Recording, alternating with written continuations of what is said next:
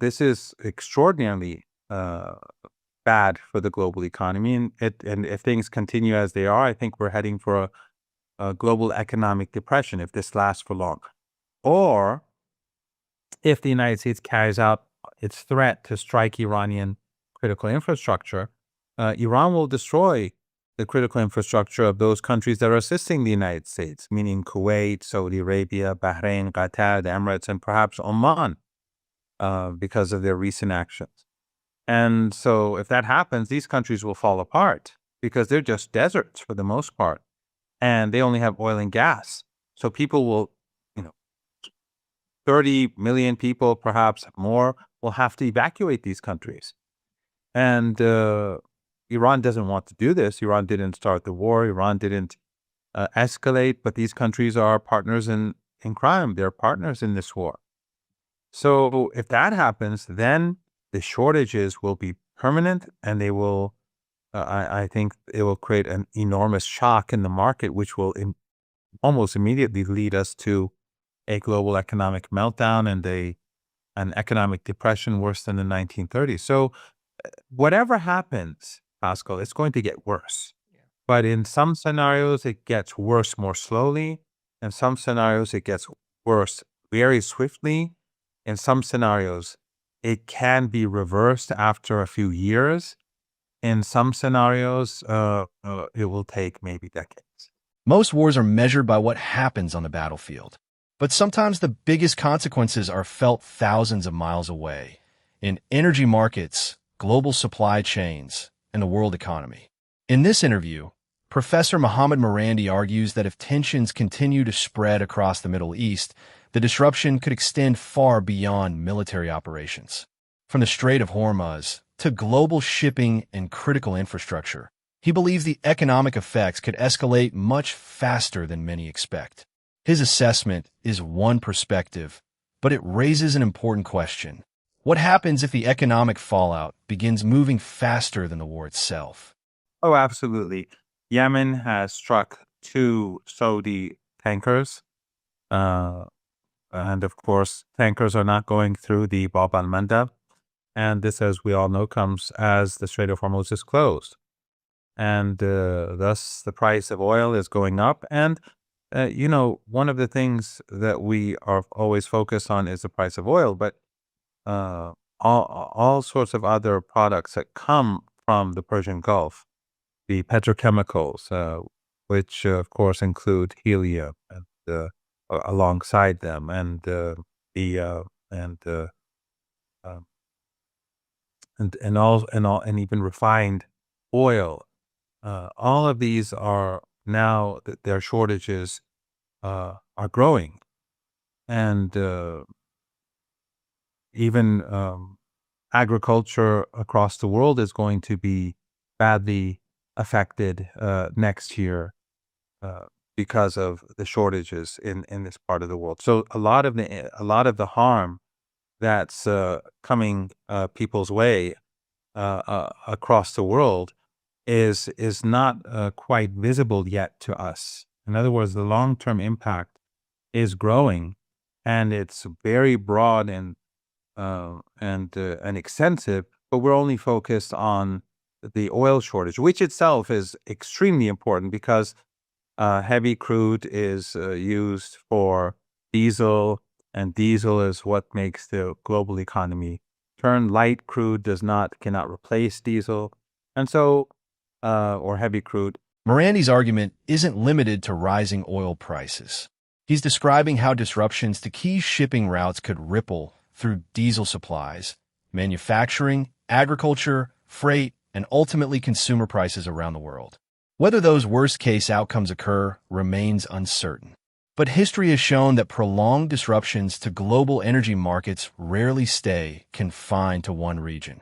And if military escalation begins targeting critical infrastructure, those economic risks could become even more significant. I would say that we're probably in the most dangerous phase of the war. And when I mean the dangerous phase, I don't mean the last 12 or 13 days or so. I mean the entire war. Because Because Pascal, the Americans know that they cannot defeat Iran militarily. They've already experienced that during the first 40 days. They know that they cannot defeat Iran in siege warfare. They saw that in the subsequent couple of months that led to the MOU being signed. So now, with after they've restarted the war, they've been trying to focus on taking the strait, and that's failed too. And we see the price of energy going through the roof. And as I said, all the other commodities are rising as well, but they're not in the headlines.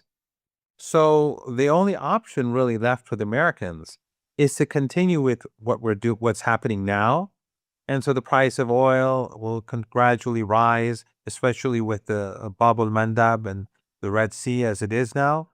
And the shortages will increase and the global economy will fall into recession. And then perhaps it will continue and fall into depression. That is one scenario. And at some point, the Americans give up. But in any case, that would be one trajectory. The second would be the United States comes and says that, okay, but this hasn't worked.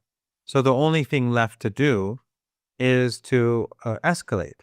And the escalation can take two different directions. The second would be to start targeting Iranian critical infrastructure, as Trump has once again threatened. He made this threat before during the 40-day war. He did in Netanyahu began to carry it out a couple of times, and the Iranians hit back very hard. The most famous example was when they struck the Iranian South Pars gas field, and then the Iranians retaliated severely. And one of the places that they struck was the Qatari gas field, which did enormous damage. And Trump posted a Truth Social saying this is not going to happen again. I'm not going to let Iranian critical infrastructure be destroyed, because he understood the consequences. And so whenever the United States or the Israelis carried out an attack, the Iranians carried out a much bigger attack. So it was managed and contained. This time around, though, this could be the last option. That, okay, let's just go for it.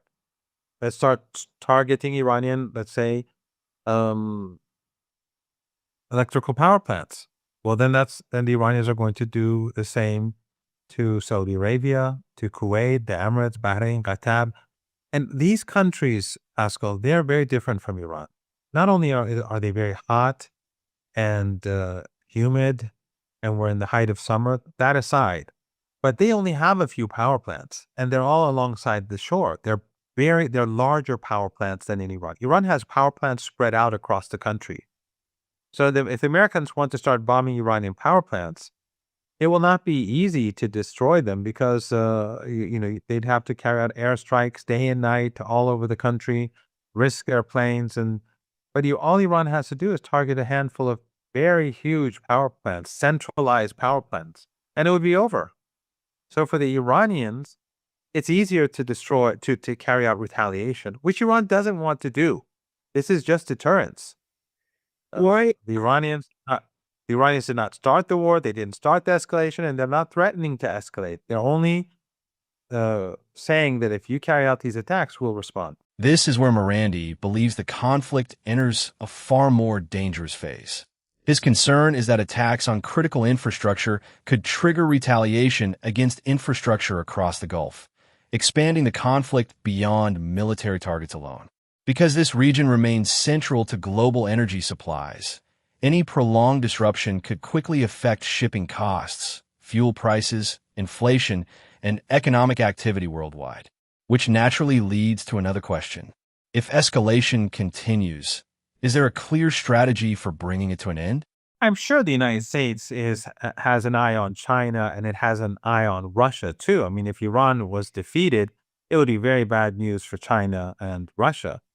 But I don't think there is any strategy. I think that this is a total mess, and I think perhaps one of the biggest issues. I mean, a lot of people have been focusing on the U.S. military and how it is much less capable than it has been assumed.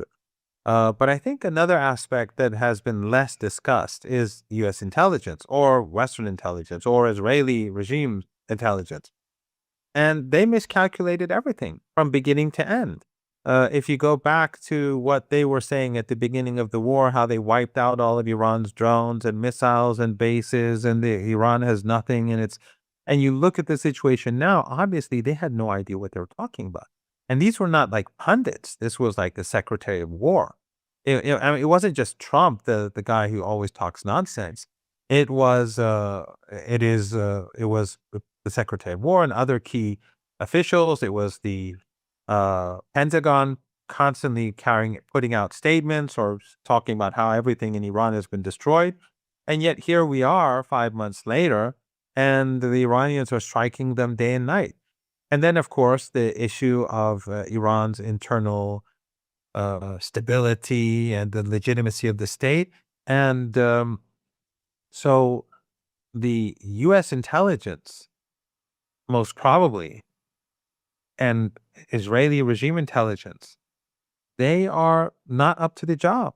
Just like the U.S. military is incompetent and incapable, their intelligence agencies are incompetent and incapable. And I think that is a big part of the story too, that they just misread the situation. And when things began to fall apart, it became clear that they had no strategy, because initially their strategy was it could be written down in a paragraph, bomb the regime, as they love to call it. The regime collapses, country breaks up into different pieces. We install different people. They fight among each other, and at least Israel is happy, and it can expand and take over more territory in surrounding countries, and the problem is resolved. Since that didn't work, then there is no strategy. It's like they just move forward and try different things out and make things worse for themselves and for the entire globe. This becomes the central theme of Marandi's argument. His concern isn't only about military escalation. It is the possibility that major decisions are being made without a realistic path toward de-escalation. Whether viewers agree with that assessment or not, prolonged conflict creates mounting economic pressure that becomes increasingly difficult for governments, businesses, and consumers to ignore. Because wars can continue far longer than financial systems are comfortable absorbing their costs. And that brings us to his final conclusion. Well, actually, that's what I was going to say. And you answered the question, I think, very well with your last comment. The difference between Afghanistan and Iraq and Vietnam and all the others is the global economic crisis that's emerging very rapidly. It could be a long war. I mean, I really don't have an answer, and I'm just guessing. It's just 100% speculation. The Iranians are prepared for a long war, and they've been preparing for this war for decades. And they have so many missiles and drones in all these underground bases, and they're building them and producing them like there's no tomorrow. So they're prepared for long-term war. I mean, as I said, they built this infrastructure for this moment. But personally, I think it's difficult for it to last too long, because I don't think the global economy can tolerate this war for very long. This is not the United States of the 1960s. I mean, Vietnam was a burden, no doubt, but the United States was the power. It was the global economic power, and there was no number two anywhere near it. We live in a different world today, and the United States, relatively speaking, is much diminished. Relatively speaking, yeah. Not saying it's a banana republic, but it's not what it was in the 1960s. And the same is true after the collapse of the Soviet Union. There was no power to counter the United States, and the United States foolishly wasted its energy in Iraq and Afghanistan, which, by the way, largely was because of Iran. And when they invaded, the Iranians began to support the resistance in these countries, General Soleimani, of course, and the United States wasted trillions of dollars in both countries. And that today that's what makes the United States much weaker now in its war against Iran, because it's been weakened so badly by its previous wars. But in any case, the United States is not in a good financial situation. It's not in a good economic situation. It's not in a good military situation or political situation. And we see that for the first time, a war waged by the United States is deeply unpopular from the very beginning. Usually in the United States, a lot of people seem to like war.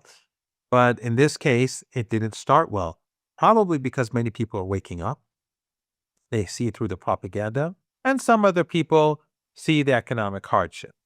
But I find it difficult for the United States to be able to sustain this for very long, although many people disagree. And I may be wrong. But I don't think that this can go on for years. I think that ultimately, the if this continues as it is and the global economy continues to deteriorate, I think that at some point the United States is going to have to stop. The broader takeaway from this interview isn't simply about military strategy. Marandi argues that while nations may prepare for a prolonged conflict, the global economy may have far less capacity to absorb one. His forecasts are predictions, not certainties, but they highlight an issue that extends well beyond the battlefield. If disruption continues across critical energy routes, shipping lanes, and regional infrastructure, the economic consequences could affect countries far removed from the conflict itself.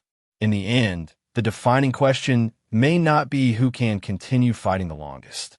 It may be how long the global economy can continue paying the price.